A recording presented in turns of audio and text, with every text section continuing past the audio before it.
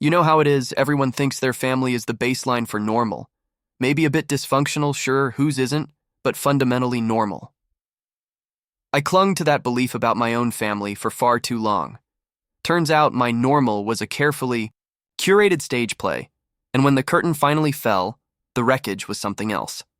Let me paint you a picture. My dad, 61, when the worst of it went down, was a bank manager. And not just any bank manager. In his narrative, he was the linchpin of the entire financial institution. Family gatherings, Thanksgiving, even a random Sunday barbecue became his personal soapbox. He'd hold court, tie still meticulously knotted even on a scorching Saturday, expounding on his latest critical project at the firm. He had this unnerving way of appraising everyone, especially my high school buddies, not by their character, but by their parents' professions and their intended college majors. You could almost hear the mental cash register dinging as he calculated their future income potential. "So your father's a plumber? Good, honest work," he'd say with an air that suggested it was a rung on a ladder he himself had long since surpassed. Then there was Mom, 58, an elementary school teacher. To the outside world, she was a veritable saint. She was the first to volunteer for every PTA bake sale, her cookies legendary. She had an endless supply of patience and sweet smiles for other people's children. But behind closed doors, with me, she was a different entity. The sweetness curdled into a constant barrage of criticism. A glass left in the sink wasn't just a glass. It was evidence of my inherent sloppiness. A less than perfectly made bed was a sign of a chaotic mind. Her go-to line, the one that echoed through my childhood and teens, was, "Why can't you be more like your brother?" Spoiler alert, that question, repeated thousands of times, does a real number on a kid's head. It grinds you down, makes you feel like you're perpetually falling short of an invisible, ever-shifting Mark and Ryan. My younger brother, 26 at the time this all imploded, the golden child. Ryan could do no wrong. If he tripped over his own feet, the carpet was to blame. He was objectively terrible at sports, yet my parents attended every single game, cheering with the fervor of fanatics whose son was single-handedly winning the championship. He'd strike out in baseball. "That pitcher's got a nasty curve, son, not your fault." He'd fumble in football. "The coach clearly doesn't understand how to utilize your unique talents, Ryan." He'd bring home a report card sprinkled with C's. "Oh, Ryan is just so well-rounded, exploring interests beyond academics. He's finding himself." Meanwhile, I was grinding away, consistently pulling straight A's. Their reaction? A lukewarm nod followed by, "Did you get the extra credit, Jason? Are you joining enough clubs? Colleges want to see more than just grades." I was never the favorite, that much was clear. But the sheer depth of the disparity, the blatant unfairness of it all, didn't fully hit me until the day I got into a pretty competitive university, even snagging a partial scholarship. That evening should have been a celebration. My acceptance letter, a beacon of my hard work, lay on the kitchen counter. But the dinner conversation? It was entirely dedicated to Ryan, who had just managed to fail 2 of his high school classes and was now on academic probation. My parents spent the entire meal consoling him, murmuring about how the traditional education system just doesn't recognize different types of intelligence, and solemnly promising to hire the best tutor money could buy. My acceptance letter. It graced the refrigerator door for precisely 2 days before it mysteriously vanished. Ryan's crumpled participation certificate for junior varsity baseball, however, remained proudly displayed for 3 solid years. The air in that house became unbreathable. I felt like a ghost, my achievements transparent, my presence tolerated rather than cherished. So, the moment I graduated high school, I enlisted. It wasn't some sudden surge of patriotism that drove me. It was a desperate need for oxygen, for an escape hatch from the suffocating dynamic of my family. Besides, college was a mountain of expense. Despite Dad's endless boasts about his lucrative bank job, any available financial support was, of course, distributed according to need. And somehow Ryan always needed more. I served 4 years as a combat medic, deployed twice to Afghanistan. Those years were brutal, the hardest of my life. But they were also strangely straightforward. Combat has a way of stripping away the bull. You know who's got your back, you know your mission, and you damn well know what success and failure look like. There were no mind games, no shifting expectations, no golden child basking in unearned praise while you faded into the wallpaper. It was just you, your training, and the guys whose lives depended on you, and yours on them.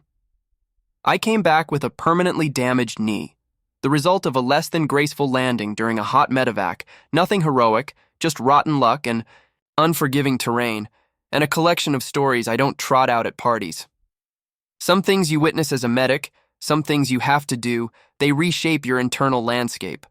It makes it incredibly hard to get worked up about someone cutting you off in traffic when you've held a 19-year-old's insides together with your bare hands, praying for a chopper that's still 10 minutes out. My parents, however, barely registered my service. Dad, ever the financial wizard, once cracked a joke about how I'd spent 4 years putting Band-Aids on people, while Ryan, who by then was working as a personal trainer at the local gym, was building a real tangible future. This from a man whose most daring adventure was a business conference in Cleveland.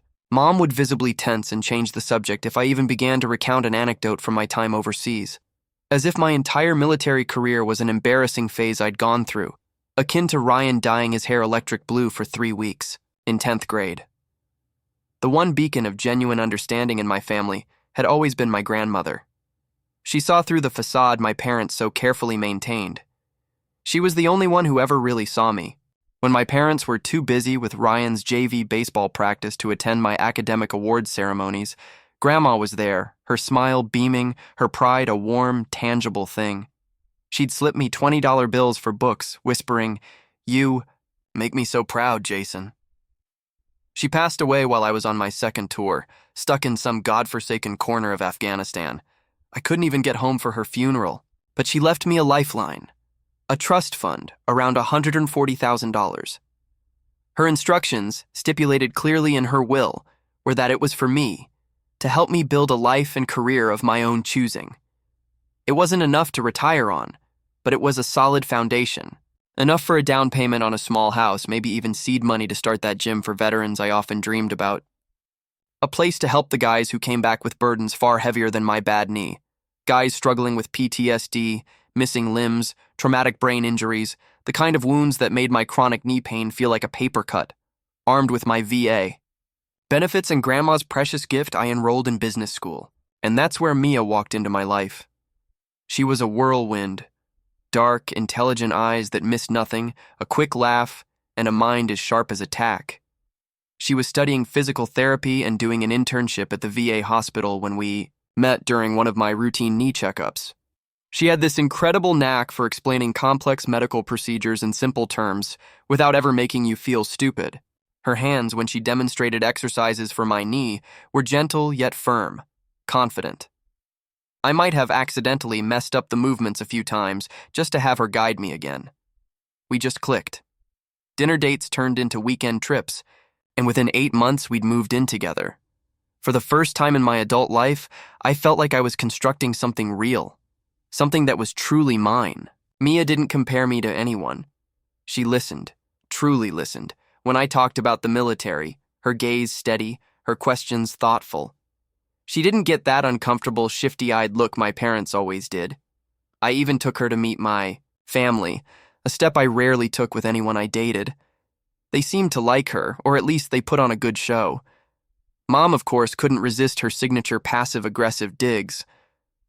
"Oh, a physical therapist?" she'd cooed at Mia during one excruciating family dinner. "That's nice. Ryan's girlfriend, is just about to finish medical school." For the record, Ryan's then-girlfriend was a part-time receptionist at a dermatologist's office who had once in passing mentioned maybe applying to nursing school someday. And Ryan, that slimy charmer, was always extra friendly with Mia. Too friendly in retrospect. At family dinners, he'd always maneuver to sit beside her. He'd find flimsy excuses to touch her arm while talking, animatedly recounting tales of clients at the gym he'd miraculously helped recover from injuries, subtly steering every conversation towards physical therapy. I, in my blissful ignorance, just assumed he was trying to impress my girlfriend, to show off what a great, knowledgeable guy he was. Turns out, I was right about the showing off part, but catastrophically wrong about everything else. When Mia and I moved in together, Ryan suddenly developed an intense interest in hanging out at our new place. He'd stop by unannounced, often with a six-pack or some takeout, usually on nights when I'd mentioned having late classes or needing to put in extra hours at the gym where I was working part-time. Just wanted to check on how you guys are settling in, he'd say with that easy grin, or happened to be in the neighborhood. I was actually grateful at first, fool that I was. I thought maybe, just maybe, he was making a genuine effort to be a better brother, to support this new, happy chapter in my life. Grateful. Christ, the naivety still makes me cringe. I'd been planning to propose to Mia. I had the ring and everything. Nothing extravagant. A delicate silver band with a small, deep blue sapphire. Her favorite color. It was what I could afford after earmarking most of my savings, including a chunk of Grandma's trust, for a down payment on a modest 3-bedroom house we'd found in a decent neighborhood. It wasn't a mansion, but it would be ours. A place to build a life, maybe start a family eventually. I was managing a local gym while finishing my business degree, and for the first time, it felt like all the broken pieces of my life were finally clicking into place. Then came that Tuesday. My last client for the evening canceled, so I found myself getting off work a couple of hours early. Perfect, I thought. I'd surprise Mia. I picked up takeout from her favorite Thai place, a bottle of chilled white wine, the little velvet ring box feeling like a warm promise in my pocket. Tonight could be the night. The atmosphere felt right. As I pulled into the parking lot of our apartment complex, my stomach dropped. Parked in a visitor spot, unmissable, was Ryan's obnoxious, lifted Jeep, the one my parents had proudly helped him buy while I was navigating IED-laden roads in a war zone. Its stupid custom paint job and oversized tires, utterly pointless for his exclusively suburban driving, seemed to mock me. For a fleeting second, I tried to rationalize it. Mia and I had been talking about hosting a family dinner that upcoming weekend. Maybe he was just dropping something off, being helpful for once in his pampered life. As I started up the stairs to our second-floor apartment, the takeout bag feeling suddenly heavy, I heard it. First, Mia's laugh, a light, happy sound that usually made my heart lift. Then Ryan's voice, low and intimate, saying something I couldn't quite make out. Then, silence. There's this terrifying, crystal-clear moment right before your world implodes, where your brain, in a desperate act of self-preservation, scrambles to offer up any number of innocent explanations. Maybe they're watching a really funny movie. Maybe they're planning a surprise party for you. Maybe it's something totally innocuous, and you're just being paranoid because of your family history. Your mind will do anything to avoid processing the awful truth that, deep down, you already know is hurtling towards you. I unlocked the door as quietly as my trembling hands would allow. I distinctly remember thinking how absurd it was to be focusing on the weight of a container of Pad CU while my entire existence was about to detonate. I walked in, and I saw them on our couch. The couch I had diligently saved up for 3 months to buy. They didn't even notice me at first, lost in their own world. It was like watching a horrific car crash in agonizing slow motion, except the car was my relationship, my trust, my future, and the crash was my brother and my girlfriend. I don't remember dropping the food. I don't remember the exact words I shouted, though I'm sure they were incoherent and laced with a pain so profound it stole my breath. I do, however, vividly remember Ryan's face, not shocked, not even particularly guilty, just annoyed at being interrupted. And Mia scrambling to adjust her clothes, tears already streaking her face. Not tears of shame or remorse, I realized with a sickening lurch, but tears of being caught. How long? It was all I could manage, the words scraping my throat. "Bro, calm down," Ryan said, his tone casual, as if I'd just walked in on him raiding my leftovers from the fridge, not desecrating my life with the woman I loved. He actually had the audacity to sound irritated, like I was the one overreacting. Mia, avoiding my gaze, whispered, 8 months. 8 months. Almost the entirety of our relationship. While I was lovingly planning a future, meticulously saving. For a house, carefully picking out a goddamn engagement ring, they were laughing behind my back. Every single time Ryan just happened to stop by when I wasn't home. Every time Mia's phone dinged with a text and she'd smiled to herself, a secretive little smile I'd mistaken for affection for me. Every time she was too tired or not in the mood. It all slammed into place with horrible, perfect, devastating clarity. Rage, pure and primal, surged through me. He might have been the athletic one in my parents' eyes, but 4 years of military conditioning and the grim reality of hauling wounded men through rugged terrain had forged a strength in me he couldn't comprehend. I grabbed him, not by the throat, but with an iron grip on his shirt, shoving him hard against the wall. The impact knocked the air out of him, and for a split second, his smugness was replaced by a flicker of genuine fear. The urge to truly hurt him, to make him feel a fraction of the pain he'd inflicted, was immense, a dark tide rising within me. But I fought it back. "Get out!" I roared, the words tearing from my throat, raw and shaking with the effort of restraint. "Both of you, now! Not tomorrow, not in an hour. Now!" Mia tried to explain, tears streaming, babbling about how it just happened and how confused she was. She said she loved me, but she'd also developed feelings for Ryan. Said she didn't know how to tell me, didn't want to hurt me. The absolute crushing irony of it all was almost comical. Ryan, characteristically, didn't say much. He just gathered his clothes, offering no apology, no explanation, nothing. He zipped up his pants and walked out, as if this were merely a minor inconvenience in his day. The last thing he said, tossed over his shoulder with a casual air that made my blood boil, was, "I'll call you later." He said it to her, not to me.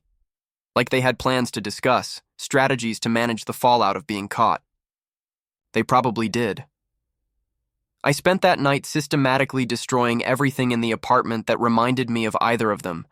Pictures, gifts, the stupid throw pillows she loved. The noise was enough for the neighbor to call the cops. 2 officers showed up, took one look at the state of the place, my knuckles bleeding and the wild look in my eyes. One of them, an older guy with tired eyes who mentioned he'd done a tour in Iraq, just nodded slowly. "Veteran?" he asked quietly. I just nodded, unable to speak. He didn't write me up, didn't give me a lecture. He just handed me a small worn card for the VA crisis line. "Get some help, son," he said, his voice unexpectedly gentle. "Before you do something you'll truly regret." Decent guy. I still have that card somewhere. The next day, my mother called. Not to check if I was okay, not to express horror or offer a shred of sympathy, and certainly not to apologize for raising such a backstabbing, morally bankrupt son. No. She called to tell me that I needed to calm down and be reasonable. "Ryan and Mia are very upset about how you reacted," she said, her voice laced with that familiar tone of disappointment she always reserved for me. As if I were the one who had transgressed, the villain in this messed-up family drama. I couldn't believe what I was hearing. "Are you serious right now?" I managed to choke out. "He was with my girlfriend for 8 months in my apartment, behind my back, and I'm the one who needs to calm down?" "These things happen, Jason," she sighed, as if discussing a spilled glass of milk. "Adults handle them maturely. Ryan says it wasn't planned, that they just developed feelings for each other. You can't help who you fall in love with, dear. I wanted to vomit. Love? You're calling what they did? That calculated long-term betrayal love? They sneaked around behind my back for months, in my bed, on my couch. That's not love, Mom. That's betrayal, pure and simple." "Well," she said, her voice firming, "they're together now, and you're just going to have to accept that. We're still a family, Jason, and I expect you to behave civilly at dinner this Sunday." I laughed then, a harsh, broken sound that turned into a racking cough. "You expect me to sit across a dinner table from them? Are you actually out of your mind?" Don't you dare use that language with me, young man. Your father and I raised you better than that. Apparently, I shot back, the bitterness coating every word. You didn't raise Ryan any better. She gasped as if I'd slapped her. Ryan has always been sensitive, you know that. He feels absolutely terrible about hurting you, but he can't help. How he feels. Mia is very special to him. And that's when it truly clicked, with the force of a physical blow. They weren't just excusing what Ryan did, they were actively supporting it, endorsing it. In their warped, twisted minds, Ryan's happiness, his desires, mattered infinitely more than my pain, more than basic human decency, more than truth or loyalty. And what about how I feel? I asked, my voice dropping to a dangerously calm level. What about the fact that I was going to propose to her, that I thought she was the one? There was a fractional pause. You were going to propose? Her voice softened, but not with sympathy. Well, sweetheart, maybe this is all for the best then, isn't it? Before you made a commitment you'd regret. Mia clearly wasn't the right one. For you, if she could develop feelings for Ryan so easily. The mental gymnastics were Olympic level. Somehow, in her convoluted logic, Mia cheating with Ryan wasn't a reflection on their appalling characters, but on me for picking the wrong girlfriend in the first place. Do not come to dinner, she continued, her tone hardening once more. Not with that attitude. When you're ready to be an adult about this and be happy for your brother, we'll welcome you back. I hung up and blocked her number. Blocked Dad's, too, for good measure. The next few days were a suffocating fog of rage, betrayal, and a grief so profound it felt like a physical weight on my chest. I got texts from my father, accusing me of tearing the family apart with my overreaction. Ryan, with unbelievable gall, texted that he hoped we could still be brothers because family is forever, man. Mia sent a rambling 4-page email detailing how sorry she was, how complicated emotions can be, and how she never, ever meant to hurt me. I deleted all of it without finishing. I moved out of the apartment that weekend. I couldn't stand to be in the space they had desecrated. Every time I looked at the couch, I saw them. Every time I walked into the bedroom, I wondered if they'd been in there too. I broke the lease, forfeited my security deposit, and found a cheap, soulless studio apartment across town. I threw myself into work and my remaining school courses, trying to numb the relentless ache with sheer exhaustion. My old friends from the military, bless them, checked in on me. A couple of them, hearing the bare bones of what happened, offered to talk some sense into Ryan, which was their not-so-subtle way of offering to rearrange his pretty face. I appreciated the loyalty more than words could say, but I turned them down. Violence wouldn't fix anything. Besides, I was saving all my rage, all my focus, for something far more constructive than momentary, brutish satisfaction. About 3 weeks later, just as a sliver of numbness was beginning to set in, I got an email from my bank. It was a notification regarding the trust fund my grandmother had left me. The one that was in a joint account with my parents as co-trustees until I turned 30. It had been emptied, all $140,000. Gone. I called the bank, my heart hammering against my ribs, a cold dread seeping into my bones. A polite, detached voice on the other end informed me that my father, as co-trustee, had withdrawn the funds. It was perfectly legal. The trust had a provision, a standard clause, allowing the co-trustee to access the funds for family emergencies or significant family investments. It was supposed to be a safeguard in case I got into serious trouble and needed help before I officially came of age for the trust. Instead, it had become the perfect loophole for my father to rob me blind. I drove to my parents' house that night, a dangerous cocktail of adrenaline and cold fury pumping through my veins. When I pulled up, Ryan's ostentatious Jeep was parked. In the driveway, right next to a brand new Honda CR-V I didn't recognize. The porch light was on, casting a warm, inviting glow, and I could see movement, laughter, through the living room windows. They were having some kind of gathering. Course they were. Life goes on for them, doesn't it? Even as they were systematically burning mine to the ground. I pounded on the door, not caring about the noise, until my dad opened it. He looked more annoyed at the interruption than guilty. He was still in his work clothes, his tie loosened, but not removed, always keeping up appearances. "Where's my money?" I demanded, pushing past him into the house. "Lower your voice, Jason," he hissed, glancing nervously towards the living room. "We have guests." And in the living room, there they sat. My mom, Ryan, Mia, and an older couple I didn't recognize, who I correctly assumed were Mia's parents. They were all drinking champagne, looking at what appeared to be house listings and brochures spread across the coffee table. A celebration. While I was holed up in a shitty studio apartment, sleeping on an air mattress because I'd left most of my furniture behind, they were here, celebrating.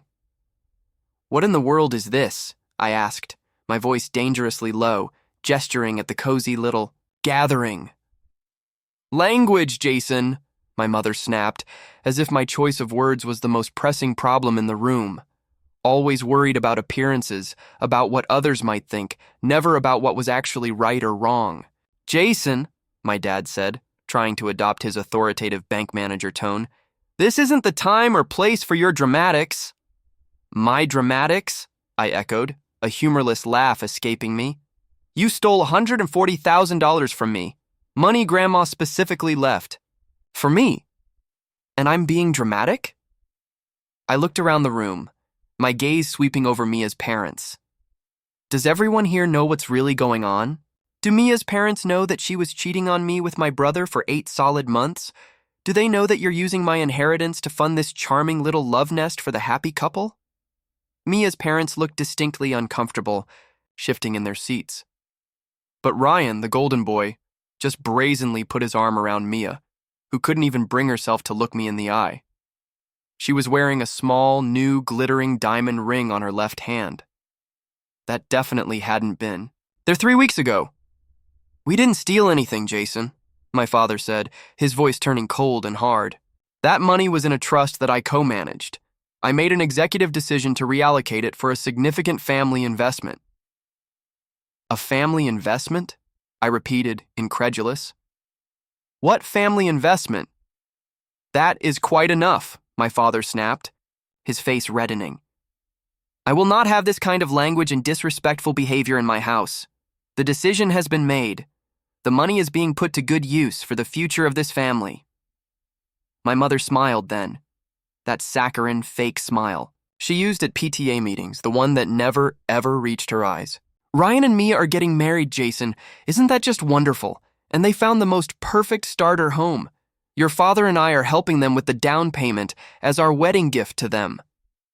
I looked at the papers spread across the coffee table. Sure enough, it was a sales contract for a house, a $400,000 house in the nicest part of town. And there, on the financing page, clear as day, was a down payment amount, $120,000. They had taken my trust fund, my grandmother's legacy to me, to buy my cheating brother and my ex-girlfriend a house. Not just any house, but a house far nicer than I would have been able to afford for myself anytime soon. A house that should have represented my future, my new start. "You have got to be kidding me," I said, my voice deadly calm, a stark contrast to the hurricane of rage and betrayal raging inside me. That dangerous calm was back, the one that descends when you're so blindingly angry that your emotions loop all the way back around to a cold, calculating fury. Ryan finally spoke up, that infuriatingly smug look on his face. "Look, Jace, I know this is awkward, but awkward?" I cut him off, my voice dripping with contempt. "You sleep with my girlfriend for months, you steal my inheritance, and you think this is merely awkward?" I turned my gaze to Mia, who was now openly crying. "And you? You're actually going through with this? You're going to live in a house bought with money that was meant for me? Money from my grandmother who never even met you? How do you even sleep at night?" "Nobody stole anything," my father interrupted, his voice rising. "That money was always intended to help both our sons start their lives. Ryan and Mia are starting a family." "A family?" I looked at Mia, a new sickening suspicion dawning. "You're pregnant," she nodded, fresh tears streaming down her face. 3 months. The math wasn't hard to do. She'd been cheating on me with Ryan for 8 months. She was 3 months pregnant. There was a very good, very nauseating chance she had been sleeping with both of us around the time she conceived. The thought made me physically ill. "Is it even his?" I asked, the words out before I could stop them, laced with all the venom I felt. The slap came out of nowhere. My mother, her face contorted with a rage that mirrored my own, though horribly misplaced. "How dare you!" she shrieked. "After everything we've done for you! Ryan and Mia are in love. They're having a baby, and they need a stable home. What were you going to do with that money anyway? Waste it on some silly gym for broken soldiers?" I touched my cheek where she'd slapped me, an odd sense of detachment washing over me. That slap, her words, crystallized everything. The years of blatant favoritism, the constant dismissal of my achievements, the utter lack of respect for my service, for my sacrifices, for my very existence in their eyes. "You know what?" I said, my voice flat, devoid of any emotion I was willing to show them. "You all deserve each other. Every single one of you. I'm done." "Jason," my father started, his voice stern, trying to regain control. "You're being unreasonable." "I'm being unreasonable," I scoffed. "You stole my inheritance to buy a house for the brother who was secretly with my girlfriend behind my back for the better part of a year. Tell me, Dad, what part of that is reasonable?" "We're family," he said, as if that 3-word phrase excused every atrocity. "Family sticks together. Family supports each other through tough times." "Family doesn't do what you did," I said, my voice quiet but firm. "Not real family, anyway." I turned to leave, but Ryan, emboldened now that his parents were defending him, grabbed my arm. "Bro, come on, man, don't be like this. It's not like you and Mia were married or anything." I looked down at his hand on my arm, then slowly up at his face, that smug, entitled face that had gotten everything it ever wanted its entire life. The golden child, the favorite, the one who could do no wrong, even when he was so very clearly, devastatingly in the wrong. "Touch me again," I said, my voice barely a whisper, but carrying a weight that made him instinctively flinch, "and I'll break every finger you use to make a living." He dropped his hand as if it had been burned, taking a hasty step back. For the first time, I saw a flicker of genuine fear in his eyes. Good. Let him be afraid. Let him wonder just how much of me had changed during those years in Afghanistan, what I was capable of now. "You're not welcome here until you can be civil," my mother called after me as I walked out the door. "Until you can be happy for your brother's blessings." I turned at the doorway, giving them one last look. Then I guess I'm never coming back. And I meant every word. The very next day, I withdrew from my classes, officially broke my lease, and, in a move fueled more by raw emotion than rational thought, I re-enlisted. I just needed to get as far away from that town, from those people, as humanly possible. After another stint, I finally went back to school, this time in a completely different state. I finished my business degree and then got a master's in health administration. It was in one of those graduate classes that I met Marcus. He was a former logistics officer who had the exact same idea I did, a comprehensive wellness center focused specifically on veterans. He had the business experience I lacked. I had the medical background and the military connections he needed. Plus, he was a black guy who'd grown up in foster care and had his own unique, painful experiences with family disappointment. He got it when I eventually told him my history. No judgment, just quiet understanding. We opened our first center 2 years after I graduated. It was a combination gym, physical therapy clinic, and counseling center, all in one, designed from the ground up for vets transitioning back to civilian life. We hired staff who understood military culture, who wouldn't get weirded out by dark humor or freeze up if someone had a flashback. We kept prices low by operating as a nonprofit, securing grants and funding for veterans who couldn't afford care. It took off faster than either of us had dared to expect. Within 3 years, we had 4 locations across the state and were already eyeing national expansion. It turned out there was a massive, unmet need for a place where veterans could go, and not have to explain themselves, not have to soften their experiences or pretend they hadn't seen the things they'd seen. A place built by people who understood. I met Sarah at a fundraiser for veteran suicide prevention. She was a trauma psychologist, specializing in PTSD. She was smart, deeply compassionate, and beautiful, with absolutely none of Mia's underlying selfishness or duplicity. Her own father had been a Vietnam vet who struggled with PTSD his whole life, a reality that had inspired her career choice. She got it. She understood the military mindset without romanticizing it or being intimidated by it. We took things slow, both of us carrying our share of baggage from past lives, but after about a year, I knew, with a certainty that settled deep in my bones, that she was the one. We moved in together, and I proposed 6 months later. There was no drama, no chaos, no hidden agendas, just two people who respected and loved each other, building a life together, brick by brick. The proposal was simple. We were hiking, one of our favorite things to do, and had reached a scenic viewpoint overlooking the city. I told her that for the first time since I could remember, I felt like I was exactly where I was supposed to be, with exactly who I was supposed to be with. I got down on one knee, pulled out a ring, sapphire again, not diamond, because she too had once mentioned loving the color, and she cried and said yes.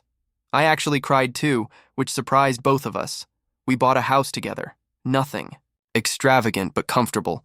3 bedrooms, a nice yard, enough space to grow into. I paid for it with money I had earned, not money that was stolen or ill-gotten. Every mortgage payment was a quiet reminder that I had built this life from scratch, on my own terms, without a dime of help from the people who should have supported me the most. I had done it. Built myself a new life, surrounded by people who cared about me for who I was, not for what I could do for them. I had purpose, success, love, everything my family had in their own ways tried to take from me. I never checked up on them, never looked at Ryan or Mia's social media, never drove by the house they bought with my stolen future. As far as I was concerned, they didn't exist. I had no family, except for the one I was actively building for myself. Sarah, our close friends, the veterans we helped every single day. Until, one afternoon, my phone rang with a number I didn't recognize. And my mother's voice, thinner and rougher than I remembered, came through the speaker for the first time in 5 long years. Jason? Jason, please don't hang up. I should have hung up immediately. Every rational part of my brain screamed at me to do it. But a morbid curiosity, and perhaps a tiny vindictive sliver of satisfaction in knowing she was the one reaching out, not the other way around, kept me on the line. What do you want? I asked, keeping my voice deliberately neutral, devoid of any emotion. Oh, Jason, it's so good to hear your voice. We've missed you so much, son. Cut the crap, Mom, I said, my patience already wearing thin. What do you want? She sighed, the fake warmth evaporating from her tone. We need your help, Jason. The family is in trouble. I don't have a family, I replied coldly. Please, Jason, just listen. Things have been difficult. Your father lost his job at the bank about 3 years ago. They downsized. And at his age, he couldn't find another comparable position. We've been living on his pension, but it's just not enough. Sounds like a personal problem, I said, feeling a grim detachment. Jason, please. Ryan and Mia, they're struggling too. The house. She stopped herself then, probably realizing that mentioning the house they had bought with my stolen money wasn't the best strategic move. The house you bought them with my trust fund? I finished for her, my voice flat. What happened? Did they forget to budget for property taxes, or was the champagne budget too high? It's much more complicated than that, she said, her voice trembling slightly. Ryan got injured. He tore his rotator cuff badly, needed surgery. He can't work as a trainer anymore. And then, he developed a problem with the pain pills. He's been in and out of rehab twice. I almost laughed at the bitter irony of it all. The golden child, the celebrated athlete sidelined by a sports injury, while the damaged veteran was building a multi-location, successful business. They have 3 kids now. she continued, her voice thick with unshed tears. 3 little ones, and Mia had to quit her job as a dental assistant to take care of them and Ryan full-time. They're months behind on their mortgage. And this concerns me. How exactly? I asked, genuinely curious as to what she thought I would do. I was, in fact, still typing an email related to a grant application for one of our centers. Your father and I have been helping them as much as we can, but we're stretched so thin ourselves. The medical bills for Ryan, the rehab costs. It's been a nightmare. And now the bank is threatening foreclosure on their house. I did. Laugh then. I couldn't help it. It was a short, sharp, humorless sound. Let me get this perfectly straight. You want me to help the very people who betrayed me in the most profound way, stole from me, and effectively kicked me out of the family? Why on earth would I do that? Because we're blood, Jason, she cried, as if that archaic notion meant anything at all after everything they had done. Because despite everything, we're still your family. Family? I repeated the word, tasting its bitterness. You know, Mom, I've learned a lot about what family truly means in the last 5 years. Real family has your back. Real family respects you. Real family doesn't steal your inheritance to give to the brother who was sleeping with your girlfriend. We made mistakes, she admitted, her voice finally cracking, a hint of genuine desperation seeping through. For a fleeting second, I almost felt something. A tiny, vestigial flicker of the son who had once desperately, pathetically, wanted his mother's approval. I squashed it immediately. Terrible, awful mistakes. But we were desperate, Jason. We could lose everything. Like I lost everything, I countered, my voice still quiet. The girlfriend I loved, the trust fund my grandmother left for my future, the family support I never really had but still foolishly hoped for. That kind of lose everything? She started crying then, big, dramatic, theatrical sobs that might have moved me once upon a time. The bank is foreclosing on their house, Jason. They're going to have to move in with us, but we can barely pay our own bills as it is. Your father's health isn't good. He had a minor heart attack last year.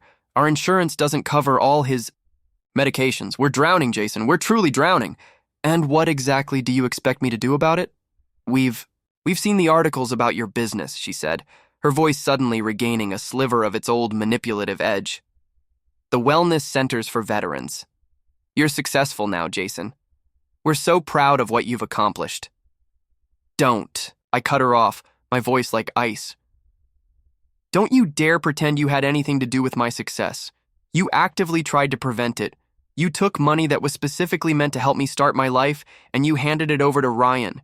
You don't get to be proud now that I've managed to succeed despite you, not because of you. You're right, she whispered, and for a moment I thought I heard genuine contrition. You're absolutely right. We were wrong, so terribly wrong. And we've paid for it, every single day since you left. Please, Jason, if not for us, then for your nieces and nephews. They're innocent in all of this. That gave me pause. The kids, they were innocent. It was true. Just like I had been innocent when my parents played their cruel games of favoritism and made me feel worthless compared to Ryan. But they weren't my responsibility. Their parents, their grandparents had made their choices, woven their own tangled webs. Here's what's going to happen, I said finally, after a long, charged silence. I'm going to hang up this phone. You're not going to call me again. You're not going to email me. You made your choice 5 years ago, all of you, and now you're living with the consequences. That's how life works. Jason, please, I'm begging you. Goodbye, Mom. I hung up, my hand shaking slightly, not from doubt, but from the lingering adrenaline of the confrontation. Sarah found me on the balcony of our house later that evening, staring out at the city lights. Everything okay? She asked, rapping, her arms around me from behind. Her presence was instantly calming, grounding me back in the reality of the good, solid life we'd built together. My mother called, I said, turning to her. They're in deep financial trouble. They want me to bail them out. Sarah knew the whole sordid story. I'd told her everything early in our relationship, believing that complete honesty, no matter how ugly, was the only foundation for something real. She never judged me for cutting them off, never pushed me to reconcile for the sake of family. She understood. "What are you thinking?" she asked now, her gaze searching mine. "That karma's a real piece of work," I said with a grim smile, "and that I don't owe them a single damn thing." She nodded slowly, not arguing, not trying to sway me either way. "Whatever you decide, Jason, I'm with you. Always." That night, I got a text from Ryan's number. "Mom told me she called you. Jace, I know I'm the last person on earth you want to hear from, but please, man, if not for me, then for my kids. They don't deserve to suffer because of my mistakes. I'm begging you, brother. Brother." The word felt hollow, stripped of all meaning, like a counterfeit coin. I didn't respond, but I couldn't sleep that night. Not because I felt guilty. I'd long ago come to terms with the necessity of excising my toxic family from my life. But because of those kids. 3 innocent children who hadn't asked to be born to selfish, entitled parents. 3 kids who were about to learn the hard way that actions, especially those of their parents, have far-reaching consequences. I thought about the boy I'd been, always striving, always desperately trying to earn a scrap of love and approval that was so freely, lavishly given to my brother. Always working twice as hard for half the recognition. I didn't want that kind of painful childhood for any child. But these weren't my children to save from their parents' folly. 2 weeks after my mother's call, I received a long, detailed, and utterly pathetic email from my father. It was a full accounting of their dire financial situation, his meager pension, Ryan's medical bills, the rehab costs, the pending foreclosure on Ryan and Mia's house. Attached, like a final, desperate gambit, were photos of the kids, 3 young children, 2 boys and a girl, who had my grandmother's eyes and Ryan's unfortunate smile. It was a masterful guilt trip. I had to give him that. The desperate plea of a man who had clearly run out of options but still couldn't quite bring himself to offer a genuine, unequivocal apology for the monumental wrongs they'd committed. He prattled on about family legacy and blood being thicker than water, about how much they regretted the misunderstandings of the past. Misunderstandings. As if stealing $140,000 from your son was just a simple miscommunication. As if they hadn't deliberately, consistently, and cruelly chosen Ryan over me at every single turn for my entire life. The email ended with, "We're not asking for a handout, son. Just a chance to make things right. A chance to be a family." Again. The children ask about their Uncle Jason sometimes. What should we tell them? I read it once, a cold knot tightening in my stomach. Then I deleted it without responding. The next day, another text from Ryan. "Mom said you got Dad's email. Please, Jace, for the kids." Deleted. Then Mia tried, a long, tearful voicemail about how profoundly sorry she was, how she'd made the biggest mistake of her life, how the kids were innocent and desperately needed help. Deleted. My mother called 17 times over the next week. My father sent 3 more emails, each more desperate than the last. I blocked them all. Every single one. "Are you sure about this, Jason?" Sarah asked me one night as we sat on our deck, watching the sunset paint the sky in hues of orange and purple. "I'll support whatever you decide, you know that. But I want to make sure you're at peace with it." I thought about it for a long moment, swirling the wine in my glass. "You know what I realized?" I said finally. "They're not reaching out because they genuinely regret what they did. They're not calling because they've had some profound epiphany about how horribly they treated me. They're reaching out because they need something from me. If they were doing fine financially, if Ryan hadn't screwed up his life, I'd still be dead to them. And the kids. As harsh as it sounds, Ryan and Mia made their choices. Now they, and unfortunately their children, have to live with the consequences of those choices. They are not my responsibility." My voice was firm, the decision settled. Sarah just nodded, accepting my words, my choice. About 6 months later, I stumbled across an article in my hometown's tiny online newspaper. The house, my house, the one bought with my stolen trust fund, had been foreclosed on and sold at auction. My parents, the article briefly mentioned, had filed for bankruptcy. Ryan and Mia, it was rumored, had moved out of state to live with her parents. I read it, and I felt nothing. No vindictive satisfaction, no lingering regret, no twinge of guilt. Just a quiet, peaceful certainty that justice, in its own slow, inexorable way, had finally been served. You know what the funny thing is? I told Sarah that night, as we lay in bed.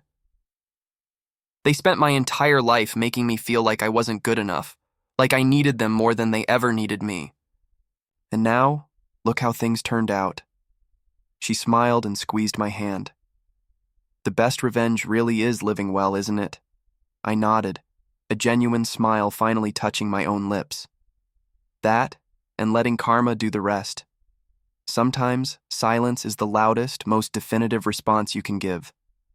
Sometimes, walking away and staying away is the strongest, most self-preserving thing you can do.